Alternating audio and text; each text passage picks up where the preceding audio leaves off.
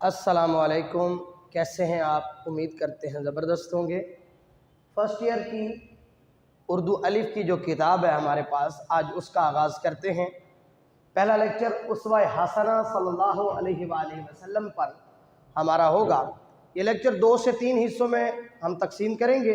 پہلے حصے میں ہم شاعر کا تعارف، سبق کا تعارف اور ضروری معلومات ڈسکس کریں گے۔ دوسرے جو ہمارا حصہ ہوگا اس کے اندر ہم ڈسکس کریں گے آپ کے ساتھ اہم نکات کو، خلاصہ کس طرح سے بنایا جائے گا، خلاصے کے لیے کون سے نکات ضروری ہیں، اور سیاق و سباق کے حوالے سے اور آپ کے جو تشریحی نکات ہیں ان کو آپ کے ساتھ زیر بحث رکھا جائے گا۔ تو آئیے باقاعدہ آغاز کرتے ہیں۔ ہمارے پاس سال اول کی جو کتاب الف ہے اس کے اندر سب سے پہلا سبق اسوہ حسنہ صلی اللہ علیہ وآلہ وسلم ہے، جس کے مصنف سید سلیمان ندوی ہیں۔ آپ کو معلوم ہونا چاہیے اس سبق کے اندر سے 3 سوال بنیں گے پیپر کے اندر۔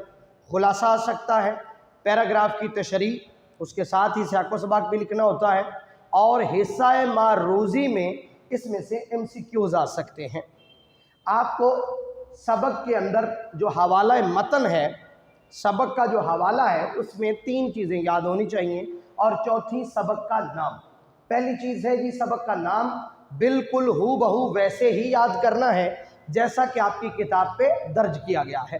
آپ حسنہ صلی اللہ علیہ وآلہ وسلم، اسوہ کریم صلی اللہ علیہ وآلہ وسلم ایسے نہیں لکھ سکتے، بلکہ جو ٹائٹل نیم دے دیا گیا ہے اس کو بالکل اسی طرح سے آپ کو لکھنا ہوتا ہے جس طرح سے آپ کو کتاب میں بتایا گیا ہے۔ اب آتے ہیں دوسری چیز پہ۔ ہمارے پاس اسوہ حسنہ صلی اللہ علیہ وآلہ وسلم کے جو مصنف ہیں، لکھک ہیں، لکھاری ہیں، وہ سید سلیمان ندوی ہیں۔ باقاعدہ آپ کو یہ یاد ہونا چاہیے، اور آپ کو ہر صورت اس کو پیپر میں درج کرنا ہوتا ہے، خلاصے کے سوال میں بھی اور پیراگراف کی تشریح میں بھی۔ تیسری چیز ہمارے پاس صنف ہوتی ہے۔ اردو ادب کے اندر آپ کو معلوم ہونا چاہیے جو نثر ہوتی ہے اس کی بہت ساری قسمیں ہیں۔ مضمون نویسی ہے، ناول ہے، افسانہ ہے، داستان ہے، ڈرامہ ہے، اس طرح سے بہت ساری، سفر نامہ ہے، انشائیہ ہے، بہت ساری چیزیں۔ اسی طرح سے سوانح عمری ہے، خاکہ ہے، سیرت ہے۔ تو آج کس قسم کا سبق ہم پڑھ رہے ہیں؟ سیرت نگاری کا۔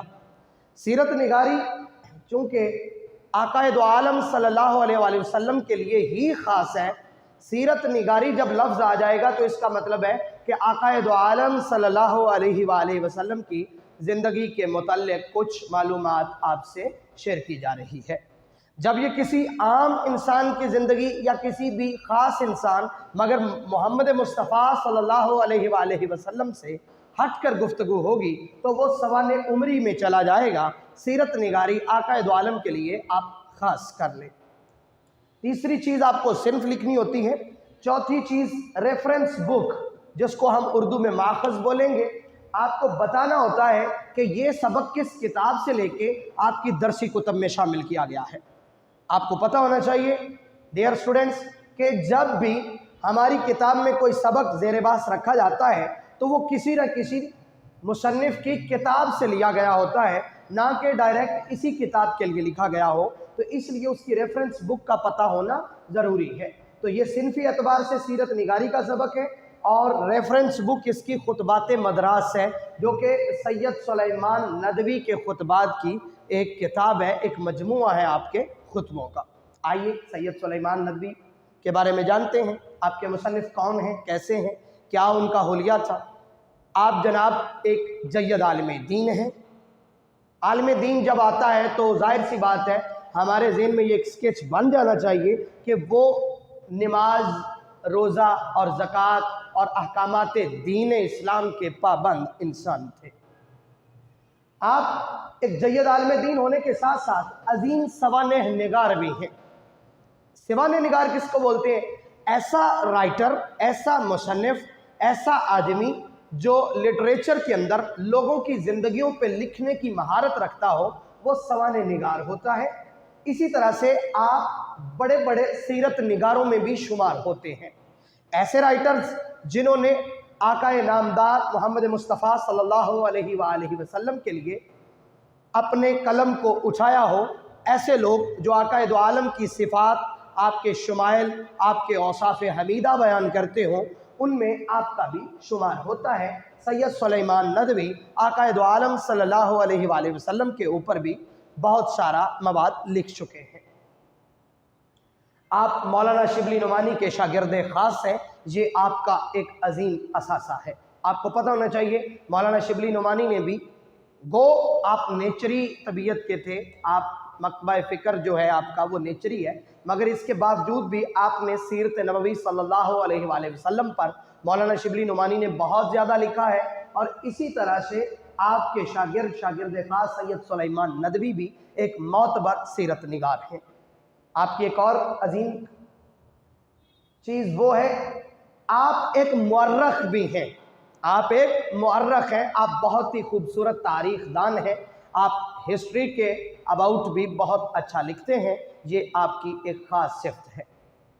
ये तो हमारे पास तारुफ रहा मुसन्निफ़ का। अब चलते हैं कि इस सबक के अंदर क्या क्या बातें होंगी और हमने इन के अंदर कौन सी बातों को डिस्कस करके कौन सी सीख लेनी है, कौन सी चीज़ें ज़ेर बहस रखी जाएंगी। आइए हम देखते हैं। सबक के तारुफ में सबसे पहली चीज़ जो हमको बताई जाएगी वो इस्लाम और दीगर मज़ाहिब का फ़र्क बताया जाएगा। हमसे डिस्कस किया जाएगा इस्लाम में और दूसरे जितने भी हमारे सामने मज़ाहिब हैं उनमें क्या फ़र्क है, ऐसी कौन सी चीज़ ख़ास है जो सिर्फ़ इस्लाम में है और बाकी अदियान में नहीं मिलती। कुरान के साथ साथ सुन्नत की अहमियत को उजागर किया जाएगा। आपको बताया जाएगा कि कुरान किस कदर अजीम और इसके साथ कितनी लाज़िम व मलज़ूम है आक़ाए दो आलम सल्लल्लाहु अलैहि वसल्लम की सीरत तय्यबा और आपकी सुन्नत मुबारका। क्योंकि कुरान के साथ सुन्नत भी एक लाजमी हैसियत रखती है, फ़र्ज़ जैसी ही हैसियत है इसकी। तो याद रखें, हम इस सबक के अंदर देखेंगे कि आक़ाए दो आलम सल्लल्लाहु अलैहि वसल्लम की जो तालीमात इस्लामी है उसमें कुरान और सुन्नत कहाँ कहाँ हमारी ज़िंदगी में अप्लाई होते हैं, कहाँ कहाँ वो हमारे लिए ज़रूरी है।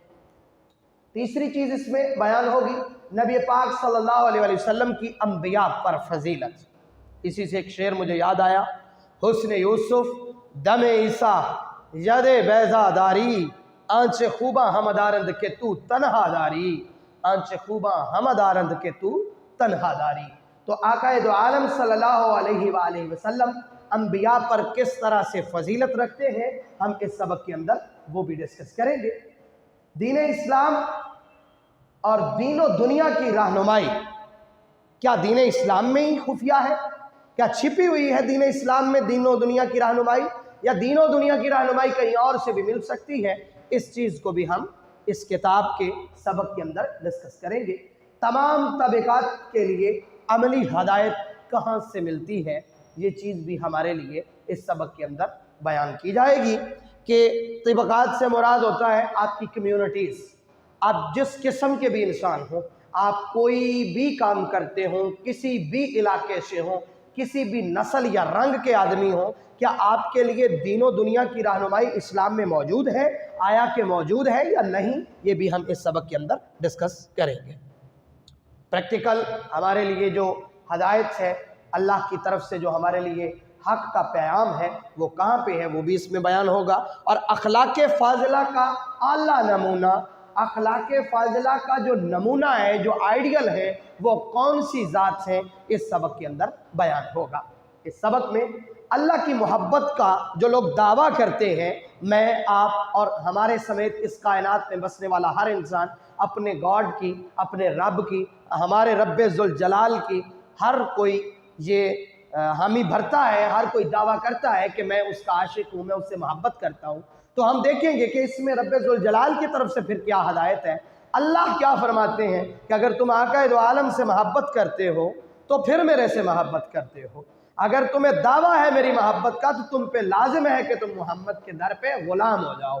तो ये चीज़ इसमें ज़ेर बहस रखी जाएगी इंशाअल्लाह। ये हम जब खुलासे और तशरीही निकात की तरफ चलेंगे तो ये हम बहुत डिटेल से बयान करेंगे यहाँ पे।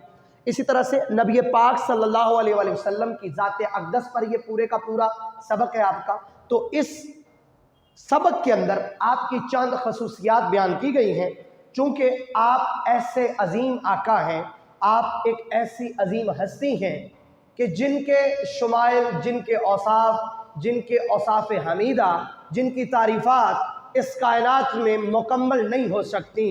इंसान ख़त्म तो हो सकता है, मोहम्मद की तारीफ़ ख़त्म नहीं हो सकती।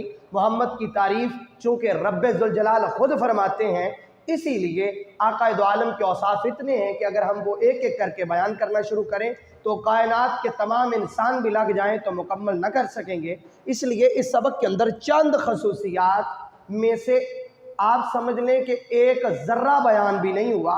वो जो ज़र्रा बयान हुआ है उसको हम इस सबक के अंदर अलग करके लिखा है ताकि आपको पता हो कि हमने आक़ाए दो आलम की इस सबक के अंदर शख्सियत को बहैसियत ताजर डिस्कस करना है कि आप ट्रेडर की हैसियत से कैसे हैं, आप बादशाह एज ए किंग आपने कैसा परफॉर्म किया, और आप फातेह जब बने हैं, जब आप विनर की हैसियत से कायनात में रहे हैं तो आपका मिजाज कैसा रहा।